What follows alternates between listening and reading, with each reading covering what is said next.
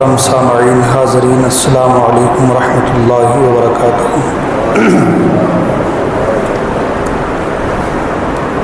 الحمد للہ وکفا سلام علی عبادہ الذین اصطفیٰ اما بعد فاعوذ باللہ من الشیطان الرجیم بفضلک بسم اللہ الرحمن الرحیم والذین اذا انفقوا لم يسرفوا ولم يقتروا وكان بین ذلك قواما۔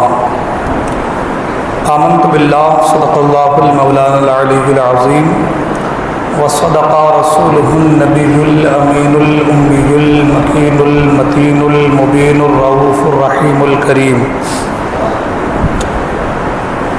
خطبہ مسنہ کے بعد جس آیہ مبارکہ کو میں نے تلاوت کرنے کا شرف حاصل کیا ہے، آیت مبارکہ کی روشنی میں کچھ باتیں عرض کرنے سے پیشتر آئی آپ اور ہم سب مل کر تاجدار مدینہ راحت قلب و سینہ معطر پسینہ فیض کنجینہ باعث نزول سکینہ حضور احمد مجتبیٰ محمد عربی روح فدا صلی اللہ علیہ وسلم کی بارگاہ میں درود پاک نذران عقیدت پیش کریں اور پڑھیں بآواز بلند اللہم صلی علی سیدنا و شفیعنا سندنا مابانا و ملجانا و مولانا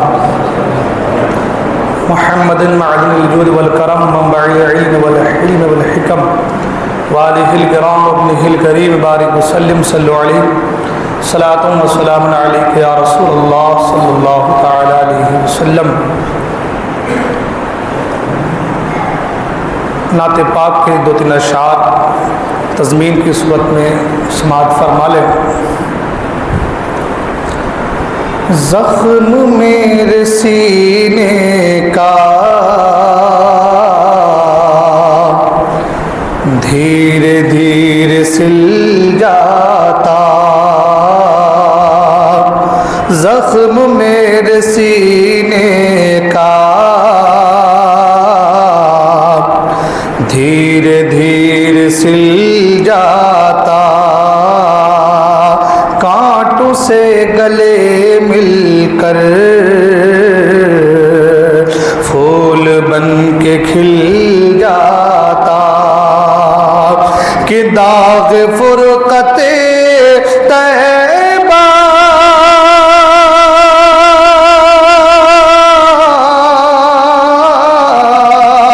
داغ فرقت طیبہ قلب مضمحل جاتا، داغ فرقت طیبہ قلب مضمحل جاتا، قلب مضمحل جاتا، کاش گنبد خضرا دیکھنے کو مل جاتا، کاش گنبد خضرا دیکھنے کو مل جاتا، اور دل جہاں کا شیدا ہے ہاں اسی ٹھکانے پر، دل جہاں کا شیدا ہے ہاں اسی ٹھکانے پر، جن کی بادشاہت ہے راج کل زمانے پر، میرا دم نکل جاتا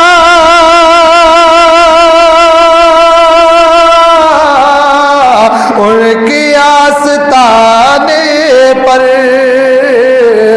میرا دم نکل جاتا ان کی آستانے پر، ان کی آستانے پر، ان کی آستانے کی خاک میں مل جاتا، ان کی آستانے کی حق میں مل جاتا، کاش گنبد خضرا دیکھنے کو مل جاتا۔ اور آخری شعر سے حضرات، نوری نوری جلووں میں وقت کیا بسر ہوتا، وادی مدینہ میں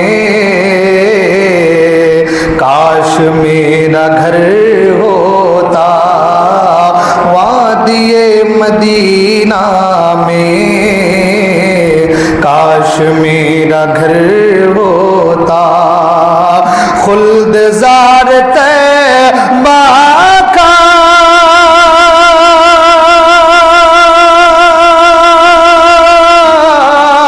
اس طرح سفر ہوتا، خلد زار طیبہ کا اس طرح سفر ہوتا، اس طرح سفر ہوتا، پیچھے پیچھے میں چلتا، آگے آگے دل جاتا، پیچھے پیچھے میں چلتا، آگے آگے دل جاتا، کاش گنبد خضرا دیکھنے کو مل جاتا۔ درود پاک پڑھیں، اللہم صلی علی سیدنا مولانا محمد معدن الجود والکرم وآلہ وآلہ وسلم، صلو علیہ صلاۃ و سلام علیک یا رسول اللہ صلی اللہ تعالی علیہ وسلم۔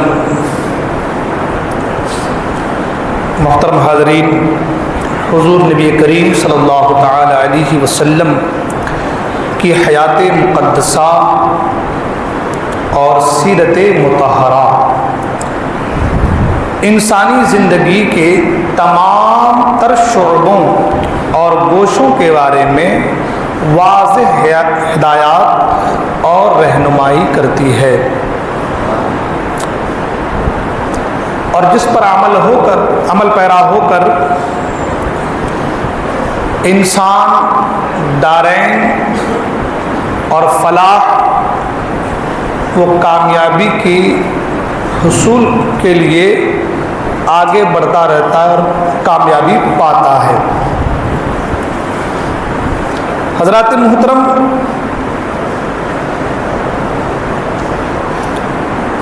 اسلام ایک ایسا مذہب ہے، ایک ایسا دین ہے کہ جس دین کو اللہ تبارک و تعالیٰ نے پسند فرمایا ہے، اور حضور نبی کریم صلی اللہ تعالی وسلم کا فرمان ہے، اللہ کے رسول صلی اللہ تعالی وسلم ارشاد فرماتے ہیں کہ اللہ تبارک و تعالیٰ اس دین کو پسند فرماتا ہے جس دین میں اعتدال ہو۔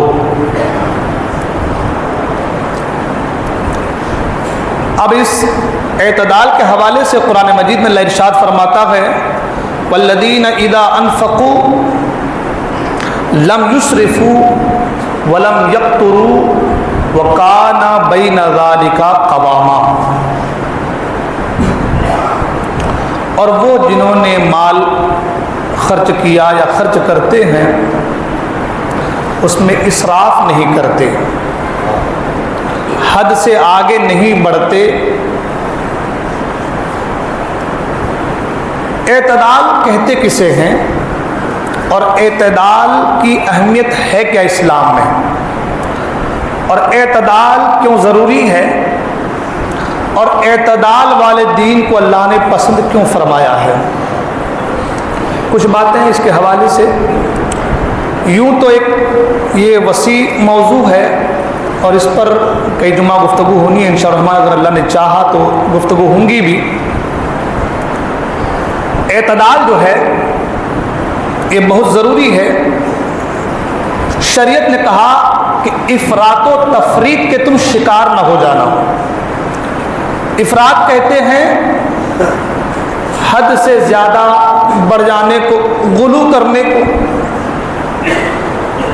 اور تفریط کہتے ہیں کم کر دینے کو، یعنی اتنا زیادہ حد سے نہ بڑھ جانا کہ جیسے ہندوؤں کا طریقہ ہے کہ ایک سے کئی خدا کو ماننے لگے، ہے نا، اور نہ یہ ہو جانا جیسے دہریوں کا نظریہ ہے کہ کوئی خدا نہیں معاذ اللہ۔ تو شریعت نے کہا نہ افراط کا شکار ہونا نہ تفریط کا شکار ہونا، ایک اعتدال والی زندگی گزارنا، اور اسی زندگی کو اللہ نے پسند فرمایا، اسی دین کو اللہ نے پسند فرمایا ہے۔ اور قرآن مجید میں اللہ نے فرمایا وَكَذَلِكَ جَعَلْنَاكُمْ أُمَّةً وَسَطًا لِتَكُونُوا، یعنی امت کو، اس امت کو امت وسط قرار دیا ہے، بیچ والی امت، نہ حد سے بڑھنا ہے نہ کم کرنا ہے۔ یہ شروعاتی کچھ باتیں میں آپ کو بتا دی، انشاءاللہ الرحمن اب اسی پر تھوڑی دیر گفتگو ہوگی۔ اب یہ اعتدال اعتقاد میں بھی ضروری ہے، یہ اعتدال اعمال میں بھی ضروری ہے، اور یہی اعتدال دنیاوی معاملات میں بھی ضروری ہے۔ آج کے اس جمعہ میں اعتدال اعتقاد میں کتنا ضروری ہے، عقیدے میں کتنا ضروری ہے، اس کے حوالے سے انشاءاللہ اور گفتگو ہوں گی۔ زندگی نے وفا کی تو انشاءاللہ الرحمن اگلے جمعہ کو اعمال میں اعمال میں اعتدال کتنا ضروری ہے اس کے تعلق سے گفتگو ہوں گی، اور زندگی نے وفا کی تو انشاءاللہ الرحمن اس کے بعد والے جمعے کو دنیاوی معاملات میں اعتدال کتنا ضروری ہے اس پہ گفتگو ہوگی انشاءاللہ الرحمن۔ اس اعتدال والی زندگی کو، اس اعتدال کو 3 حصوں میں تقسیم کر دیتے ہیں۔ آج کے اس جمعہ کو عقیدے پر، اعتقاد پر گفتگو کر لیتے ہیں۔ جیسا کہ کہا گیا کہ افراط و تفریط کا شکار ہونے کو منع فرمایا گیا ہے۔ سبھی جانتے ہیں آپ لوگ، جو ایک سے زیادہ خدا مانے وہ گیا، اور یہ بھی جانتے ہیں کہ جو خدا کو نہ مانے وہ بھی گیا، ہے نا۔ تو ایک ہے افراط اور ایک ہے تفریط۔ اب جو گزرنا ہے، جو چلنا ہے، وہ کس زاویے، کس پیرائے، کس راستے پہ چلنا ہے، کس طریقے سے چلنا ہے، تو قرآن نے کہا والذین اذا انفقوا لم یسرفوا، اسراف نہ کرو، ہے نا، حد سے آگے نہ بڑھو۔ شریعت کا جو دائرہ ہے اس دائرے کے آگے نہ جاؤ۔ مطلب یہ ہوا، اگر ہم اس کو اپنی دنیائی معاملات میں لے لیں تو اس کا معنی یہ ہوا کہ نہ زیادہ حد سے زیادہ خرچ کرو اور نہ کنجوسی کرو، ہے نا، کیونکہ بخیلی کے حوالے سے بھی حدیث میں ہے، ہاں، البخیل بعید من اللہ، بعید من الرسول، بعید من الجنت وقریب من النار۔ بخیل اللہ سے دور ہے، رسول اللہ سے دور ہے، جنت سے دور ہے اور جہنم سے قریب ہے۔ تو بخارت بھی نہیں کرنی ہے، بخیلی بھی نہیں کرنی ہے، اور حد سے زیادہ خرچہ بھی۔ قرآن نے یہ بھی کہا کھاؤ پیو، کلوا واشربوا ولا تسرفوا، کھاؤ پیو مگر حد سے آگے نہ بڑھو۔ تو اس کا مطلب یہ ہوا کہ نہ زیادہ فضول خرچی کرنی ہے اور نہ کنجوسی بخل کرنا ہے، دونوں کے بیچ و بیچ رہ کر کے اپنی زندگی کو گزارنا ہے۔ اب آ رہے ہیں ہم اور آپ عقیدے کی طرف آتے ہیں، تو فرمایا گیا کہ نہ غیروں کی طرح، نہ ہنود کی طرح، نہ ہندوؤں کی طرح اپنا طریقہ ایسا بنا لو کہ اپنے کو 4 10 20 جتنے لگے اتنے خدا بنا لو۔ کہا نہیں، کہا اگر ایسا کرو گے تو کیا ہوگا، کہا اگر ایسا کرو گے تو تم اسلام کے دائرے سے خارج ہو جاؤ گے، اور کہا نہ ایسا کرنا جیسے دہریوں کا طریقہ ہے کہ دنیا میں کوئی خدا نہیں ہے معاذ اللہ۔ اگر تم نے ایسا کیا تو کیا ہوگا؟ اگر تم خدا کو ایک نہ مانو گے، خدا نہ مانو گے، تو بھی تم دائرے اسلام سے خارج ہو گے۔ اب طریقہ کون سا اختیار کرنا ہے؟ تو کہا طریقہ وہ اختیار کرو جو میرے مصطفیٰ کریم نے تمہیں دیا ہے۔ طریقہ کون سا اختیار کرو؟ تو کہا طریقہ وہ اختیار کرو جو میرے مصطفیٰ کریم نے تمہیں دیا ہے۔ عقائد کے حوالے سے بات ہونی ہے، مگر یہاں ایک بات اور سمجھنے کے لیے ایک حدیث سن لیں، پھر انشاءاللہ آگے بڑھتے ہیں۔ اللہ کے رسول صلی اللہ علیہ وسلم نے واعظ و نصیحت کی، لوگوں پر اس کا اثر بھی پڑا۔ تو جانتے ہیں کہ ہمارے مسلمانوں میں جوش و جذبہ بہت زیادہ ہوتا ہے نا، جوش جذبہ بہت زیادہ، بہت جلدی دم اکھاڑ پھینکتے ہیں تمبو، ہے نا، بہت زیادہ جوش جذبہ ہوتا ہے۔ ایک نے کہا کہ اب میں کبھی شادی نہیں کروں گا، کبھی شادی، اس کو لگا کہ اگر میں شادی نہ کروں، دین سے جڑے رہوں، دین دین دین دین کروں، تو میرا یہ عمل اللہ کی بارگاہ میں زیادہ محبوب ہوگا۔ یہ سوچ اس نے کہا میں کبھی شادی۔ ایک نے کہا کہ میں رات بھر اللہ کی بندگی کروں گا، کبھی سوؤں گا نہیں۔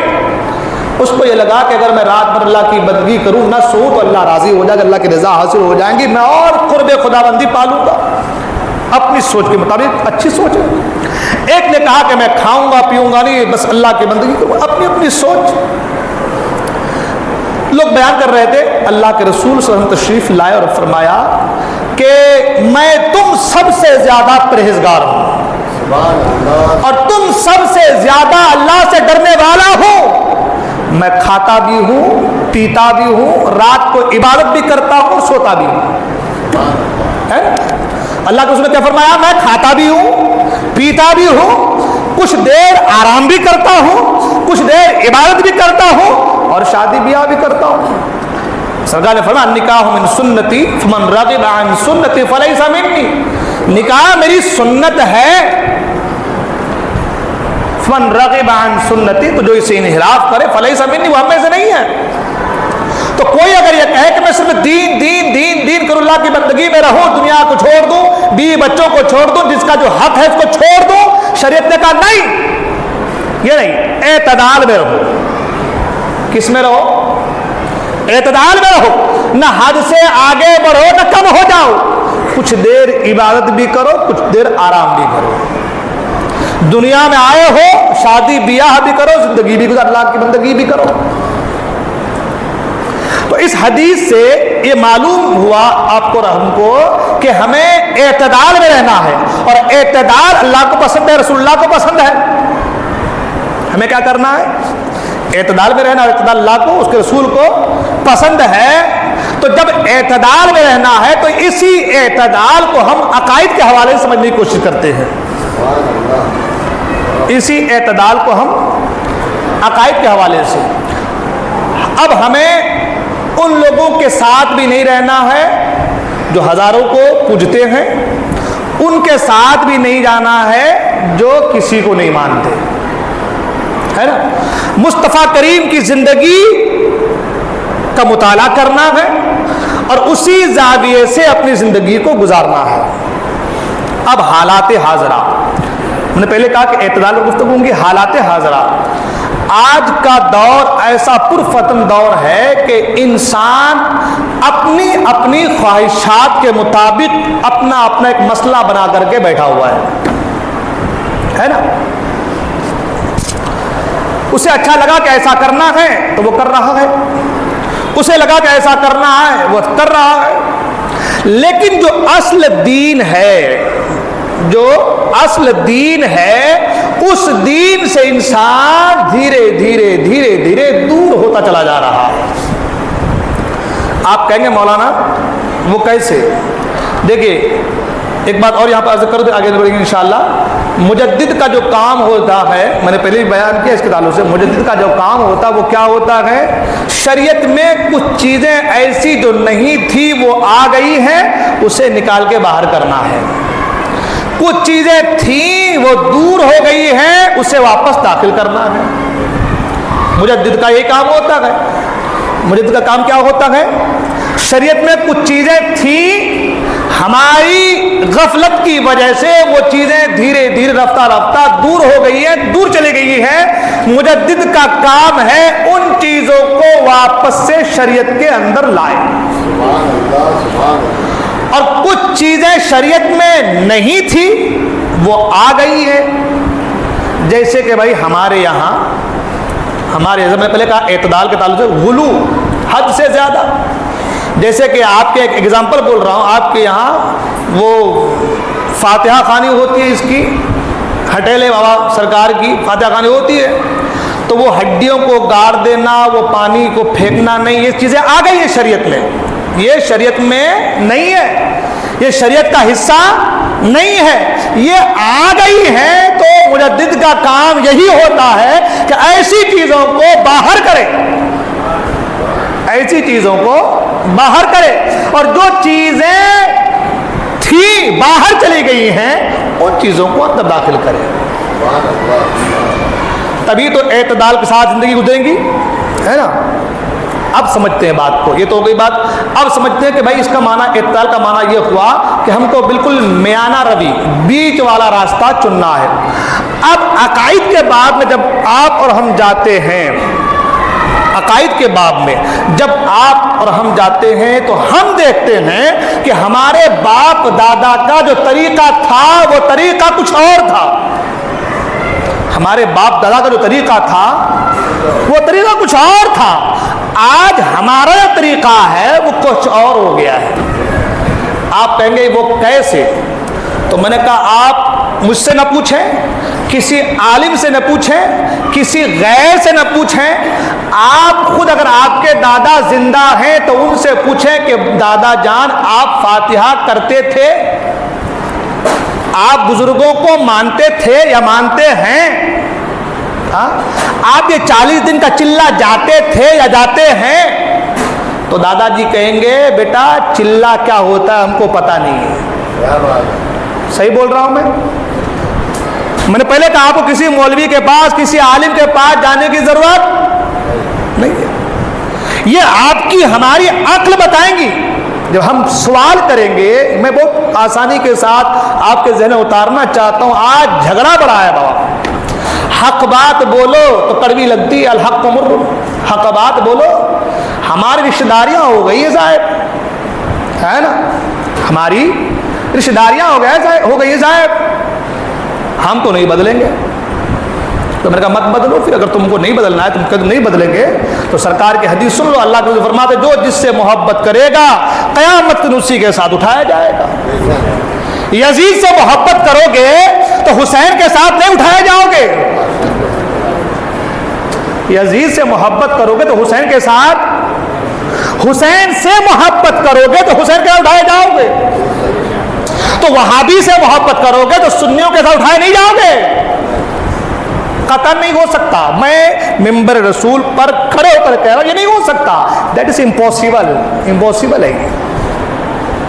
سوچیں آپ ذہن لگائیں، بڑی آسانی کے ساتھ ان باتوں کو آپ کے ذہن میں داخل کرنا چاہتا ہوں کہ ہمارا دین کیا تھا، اصل دین ہے کیا، ہم کہاں چلے گئے، اور اس میں ہماری کچھ کمی بھی ہے، کچھ ہماری کمی وہی بتاؤں گا انشاءاللہ، جیسے کہ مزارات پہ حاضری دینا ہے نا، ہم نے آج مزارات کو کعبے کا درجہ دے دیا ہے معاذ اللہ۔ طواف کرنا، چکر لگانا، لپٹ جانا، گھس جانا، کود جانا، مر جانا، پھانک جانا، نہ جانے کیا کیا نہیں بنا لیا اپنے مزارات کو آج۔ یہ اصل دین نہیں ہے۔ اصل دین یہ ہے کہ صاحب مزار سے محبت کی جائے، ان سے لپٹا چپٹا نہیں جائے۔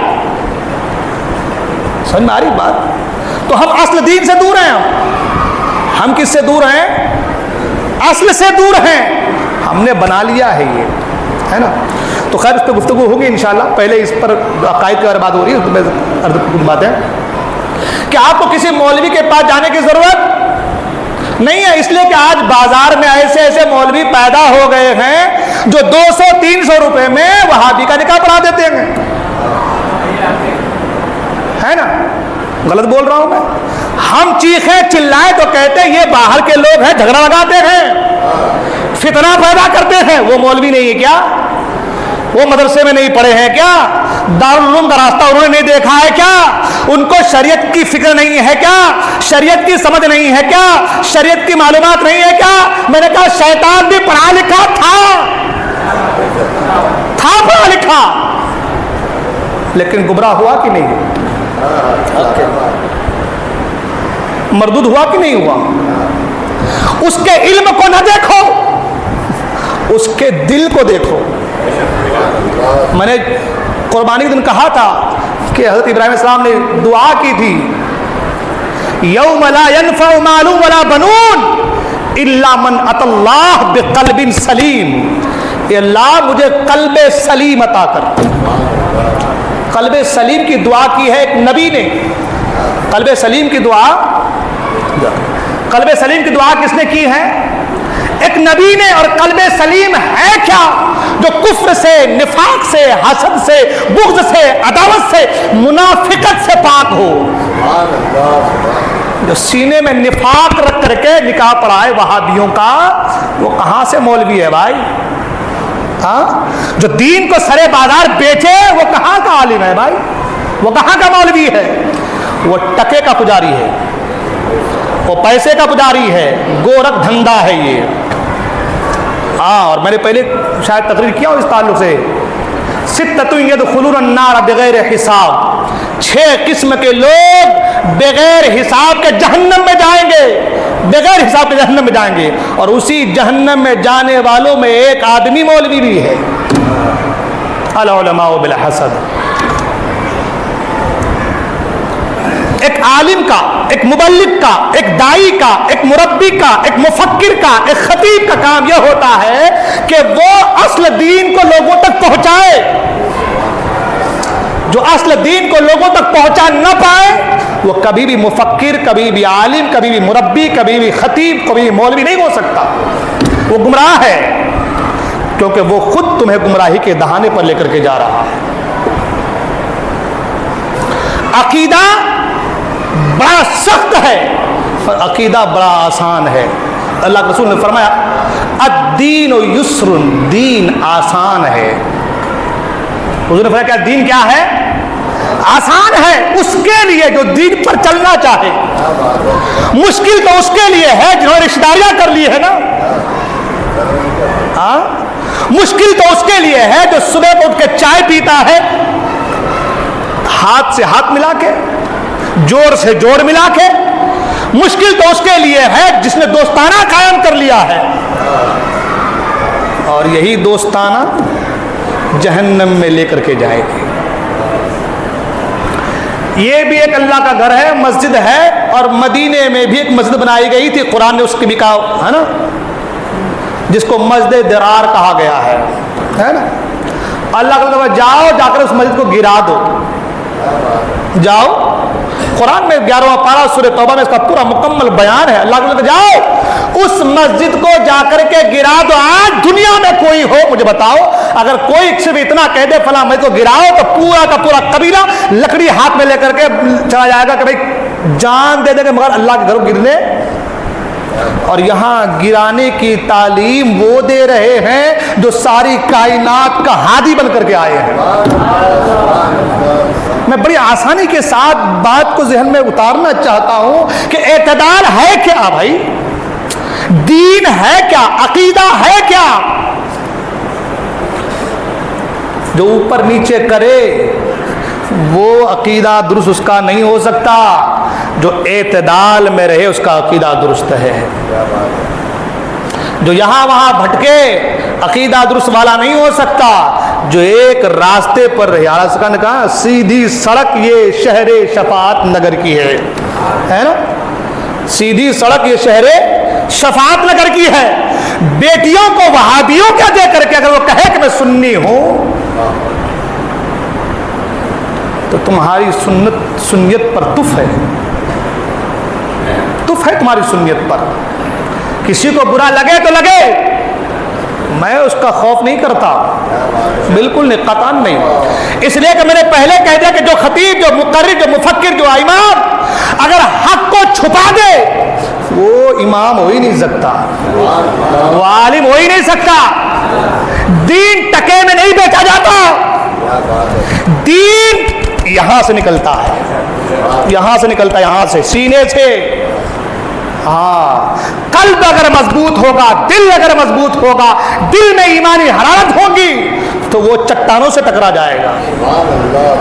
اگر دل میں ہی کچھ کجی آ جائے نا، اللہ نے فرمایا یہ انسان کے جسم میں ایک گوشت کا لوتھڑا ہے، اگر وہ ٹھیک ہو جائے، اچھا ہو جائے تو پورے وجود کو نورانی کر دیتا ہے۔ اللہ نے کیا فرمایا؟ پورے وجود کو نورانی کر، خود بھی نور بن جاتا ہے، خود کے اندر بھی نور آ جاتا ہے اور پورے وجود کو نورانی بنا دیتا ہے۔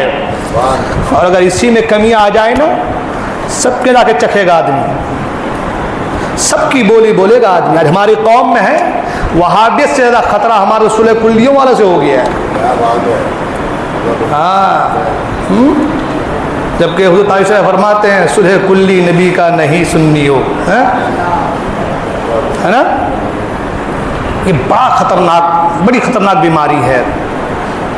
تو عرض یہ کر رہا تھا کہ اب اس میں بات بڑی لمبی ہو جائیں گے۔ عرض یہ کر رہا تھا کہ آپ کسی مولوی کے پاس نہیں، کسی عالم کے پاس نہیں، اپنے باپ دادا کی ہسٹری اٹھا کر کے دیکھیے، آپ ان سے پوچھیے۔ آپ یاول کی سرزمین پر مجھے سینکڑوں لوگوں نے کہا کہ حضرت فلاں کے گھر میں فاتحہ خوانی ہوتی تھی، دعا درود ہوتا تھا، سلام ہوتے تھے، پھولیں چڑھتی تھی، ڈیگیں بنتی تھی، نیاز ہوتی تھی۔ میں نے کہا آپ کا جب سے اس کا بیٹا 40 دن جا کے آیا سب ختم ہو گیا، تو تمہارے باپ دادا کے دین کو بدلنے والے تم ہو۔ اگر تمہارے باپ دادا غلط تھے تو تم صحیح نہیں ہو سکتے، اس لیے کہ تم اس کی ذریت ہو، ہے نا؟ اس لیے کہ ہمیں بولنا بھی میری ماں نے سکھایا ہے، میرے باپ نے چلنا سکھایا ہے نا؟ تو جو بولنا سکھائے، جو چلنا سکھائے، اگر وہ غلط ہے تو ہم غلط ہیں۔ میں بالکل آسانی کے ساتھ باتوں کو، میں نے پہلے کہا کہ آپ علماء اپنے گھر کو دیکھیں، آپ گھر کو دیکھیں۔ آج نہیں ہو رہا ہے، کیوں نہیں ہو رہا ہے بھائی؟ تو کہتے ہیں اس لیے نہیں ہو رہا ہے کہ یہ شرک ہے نا؟ یہی بات ہوتی ہے آسانی کے ساتھ۔ کیا ہے یہ؟ شرک ہے۔ اب وہ شرک کا معنی تو وہ سمجھا نہیں ہے بندے نے، اور کوئی سمجھ پائے گا بھی نہیں، ہے نا؟ جس کا دل کالا ہو جاتا ہے اس کے اوپر باتیں اثر نہیں کرتی۔ تو کہے کہ بھائی میرے شرک ہے، بولے تو پھر اس کا مطلب آپ کے باپ جو اب تک کرتے آ رہے تھے وہ شرک تھا، آپ کے دادا جو کرتے آ رہے تھے وہ شرک تھا، آپ کے دادا جو کرتے آ رہے تھے وہ شرک تھا۔ اگر آپ کے دادا شرک کرتے تھے تو وہ مشرک ہوئے۔ آپ کے باپ اگر کرتے تھے تو وہ مشرک ہوئے۔ تو اگر آپ کے باپ مشرک ہوئے تو بتاؤ کہ آپ بیٹے کن کے ہوئے؟ آپ بیٹے کن کے ہوئے؟ میں بڑی سنجیدگی کے ساتھ، آسانی کے ساتھ ذہن میں اتارنا چاہتا ہوں، اللہ کے واسطے اصل دین کو سمجھو۔ قرآن نے کہا یا ایھا الذین آمنوا لا ترفعوا اصواتکم فوق صوت النبی، نبی کی بارگاہ میں آواز اونچی کرنے کو قرآن نے منع کیا ہے۔ تم نے یہ نہیں پڑھا؟ یا ایھا الذین آمنوا لا تقدموا بین یدی اللہ ورسولہ، ایمان والو اللہ اس کے رسول سے آگے نہ بڑھو، یہ قرآن نے کہا۔ اب سوچنے والی بات ہے کہ ہم پھر اعتدال میں ہیں کہاں؟ ایک تو افراط ہے کہ بڑھا دینا ہے، اور کوئی مصطفیٰ کو بڑھا سکتا ہی نہیں ہے۔ بعد از خدا بزرگ توئی قصہ مختصر، یا صاحب الجمال و یا سید البشر من وجهک المنیر لقد نور القمر لا يمکن الثناء کما کان حقہ، بعد از خدا بزرگ توئی قصہ مختصر۔ اللہ کے بعد ساری کائنات میں اگر افضل، برتر، بہتر کوئی ہستی ہے تو وہ رسول کائنات کی ہستی ہے۔ تو ان کے بڑھانے کا تو کوئی انکار ہوتا ہی نہیں ہے۔ تم گھٹا رہے ہو، اور یہ تفرید ہے۔ تم گھٹا رہے ہو، اور یہ کیا ہے؟ یہ تفریط ہے. اور کہا گیا کہ مومن مسلمان افراط و تفریط کا شکار نہ ہو، بڑھانے کا گھٹانے کا، اس کا شکار. وَكَذَلِكَ جَعَلْنَاكُمْ أُمَّةً وَسَطًا لِتَكُونُوا، امت وسط ہو، بیچ میں رہو، اعتدال میں رہو. تو اگر تم گھٹا رہے ہو تو اعتدال کہاں؟ اور جہاں اعتدال نہ ہو، حضور فرماتے ہیں کہ اللہ کو اعتدال والا دین پسند ہے. تو اگر تمہارے دین میں اعتدال نہیں ہے تو تمہارا دین بھی اللہ کو پسند، تمہارا دین بھی اللہ کو پسند. تو پھر کرنا کیا ہے؟ تو پھر کرنا کیا ہے؟ تو کہا ایسا کرو جو سنیوں کا راستہ ہے اسی راستے پہ چلو. تو بھائی اس میں کیا ہے؟ کہ اس میں نہ بڑھانا ہے نہ گھٹانا ہے، اس میں نہ بڑھانا ہے نہ گھٹانا ہے. پھر کوئی نہیں اس میں تو بڑھانا ہے. میں نے کیسے بتاؤ کیسے بڑھانا ہے؟ کہا دیکھو اتنا بڑھا دیتے ہیں کہ خدا سے آگے بڑھا دیتے ہیں. معاذ اللہ. میں نے پہلے کہا کہ کوئی نبی کو اللہ سے نہیں بڑھا سکتا، اس لیے کہ اللہ سے آگے بڑھانے کے لیے اللہ کا ایک حد ہونا ضروری ہے، ایک دائرہ ہونا ضروری ہے کہ یہ دائرہ ہے، یہیں تک اللہ کی حد ہے. معاذ اللہ، یہیں تک حد ہے، اس کے آگے اللہ کی ملکیت نہیں ہے. تو اب آگے بڑھا دو تو کہنا پڑے گا کہ ہاں آگے بڑھا دیا. اللہ کی تو کوئی حد ہی نہیں ہے. اللہ کی کوئی حد ہے؟ کسی نے دائرہ کھینچ دیا ہے کہ بس اللہ کی ملکیت یہیں تک ہے. ہاں وہ تو مالک الملک ہے. ہاں وہ تو ساری کائنات کا تخلیق کرنے والا ہے، وہ خالق ہے. جب وہ ساری کائنات کا تخلیق کرنے والا، پیدا کرنے والا ہے، تو پھر اس سے آگے کوئی جا کیسے سکتا ہے؟ اس کے آگے کوئی بڑھ نہیں سکتا ہے. تو کافر آپ لوگ اتنی تعریف کیوں کر دیتے ہیں؟ جو شرک ہو جاتا ہے کیا تعریف کرتے ہیں کہ یا اللہ بھی کہتے ہیں تو یا رسول اللہ بھی کہہ دیتے ہیں. میں نے کہا اس میں شرک کیا بات ہے؟ ارے بھائی شرک کہتے کسے ہیں؟ شرک کسے کہتے ہیں؟ شرک کا معنی ہوتا ہے شریک کرنا، برابر کرنا، ہے نا. ہمارے یہاں قربانی بھی گئی تو ہم کیا کہتے ہیں بھائی؟ وہ شرکت والی قربانی ہے نا. مطلب 7 آدمی ایک جانور میں آ گئے، شریک ہو گئے، ہے نا.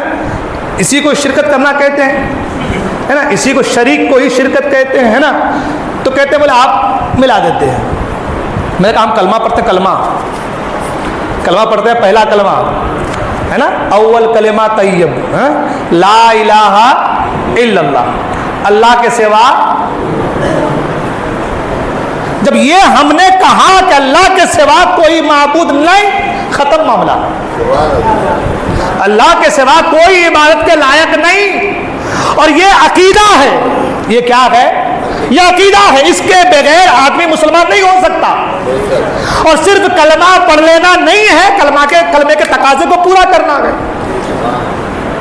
تو جب بندے نے کہا لا الہ الا اللہ، اللہ کے سوا کوئی عبادت کے لائق نہیں، تو جھگڑا ختم. اس کے بعد کہا محمد الرسول اللہ. پھر کہا کہ محمد صلی اللہ علیہ وسلم اللہ کے رسول، اللہ کے ہے نا، اللہ کے. بات سمجھ میں آ گئی بات؟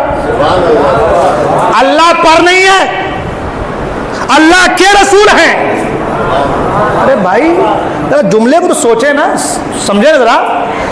اللہ کے سوا کوئی معبود، کوئی عبادت کے لائق نہیں، ہو گیا مسلمان، ہے نا بھائی، ہو گیا نا. پھر کہا محمد رسول اللہ، ایمان کامل ہو گیا، ہے نا.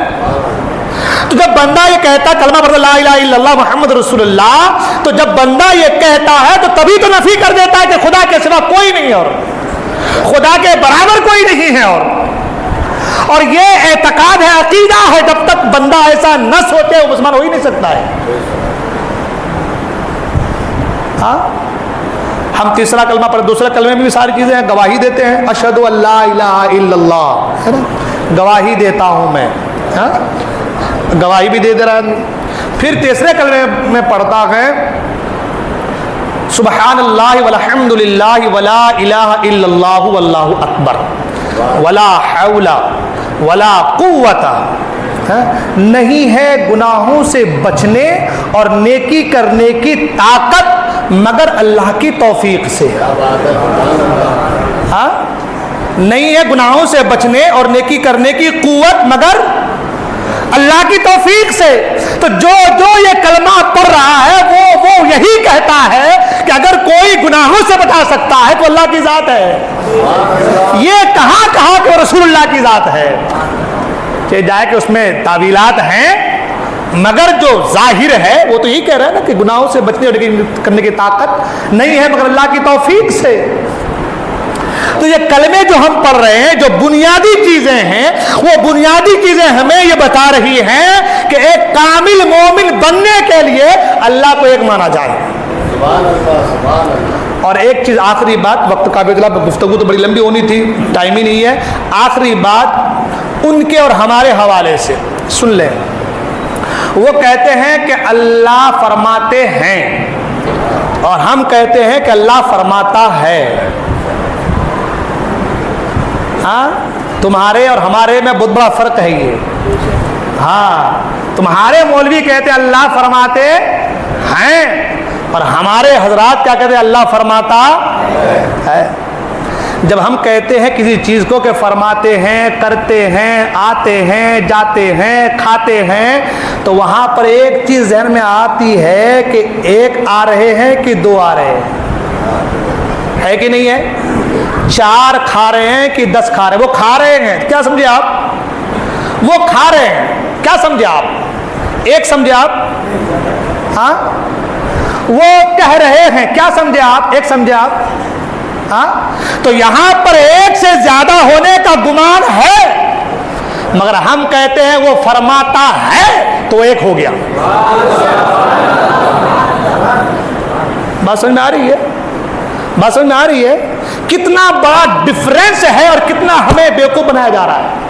ہمارے سنیوں کو اور ہمارے بھولے بھالے سنی میٹھا کھا کے پورا دماغ میٹھا جیسا ہو گیا, کسی کو بھی اپنا بنا لیتے ہیں. ہاں کسی کو بھی جانتے بھائی ٹوپی والا ہے, داڑھی والا ہے, ہمارا ارے بابا ذرا دیکھ تو صحیح وہ کیا کہہ رہا ہے.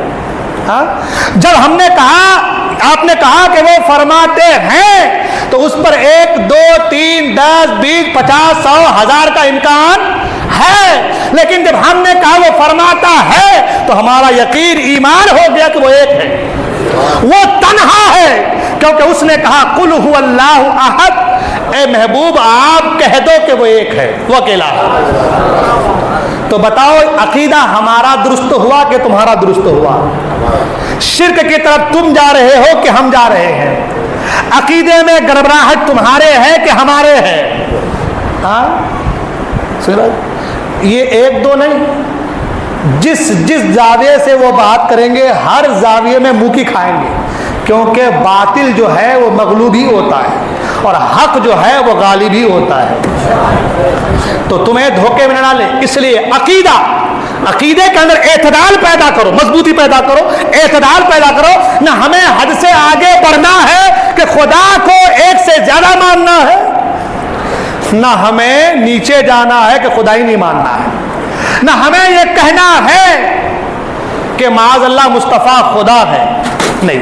اور نہ ہمیں یہ کہنا ہے کہ معاذ اللہ مصطفیٰ تو ہمارے بڑے بھائی کی طرح ہے, نہیں. ہمیں کیا کہنا ہے؟ محمد الرسول اللہ.